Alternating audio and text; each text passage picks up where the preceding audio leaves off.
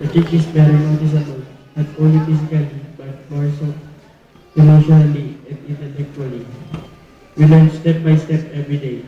Each fall, each bruise, each tear. Much does not encourage us now as we stand in front of our dear parents, teachers and friends, proud to move forward to the next level. And at this very moment, I can explain the happiness and joy I feel, and I know my fellow graduates feel the same way too. To our leaders who have been part of our success, as our second parents, who shared their knowledge just to make us learn, who spend their time and extended their patience para sa mga makukulit ng gaya namin. We know na naging pasaway kami sa inyo, but you are still there for us. And I can say that we learned many things from you. We are very thankful to all of you, and we will never forget all the things you have done for us. Also, my special thanks to Miss Louisa Shapan, my teacher in grade 1. I know that wherever you are right now, I am sure that you are proud and happy for us.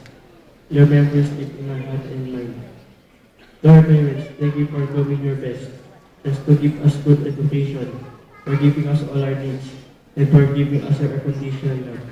You never count how much you give to your children, and you never denied of doing everything for us. Despite we hurt your feelings sometimes, you are still there for us. We are so proud that you are parents, for inspiration to our success. To my classmates and also my kakulitan, thank you to all of you.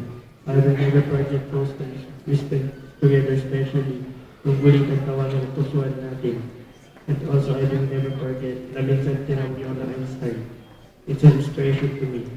And finally, to our Almighty God, thank you for giving us strength, knowledge and wisdom, for giving us light in the path of our life, and for giving us these people who have been part of our success.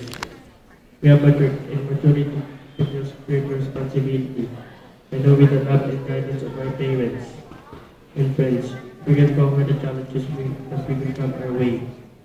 Once again, thank you very much to all of you. Mabuhay sa Frejan!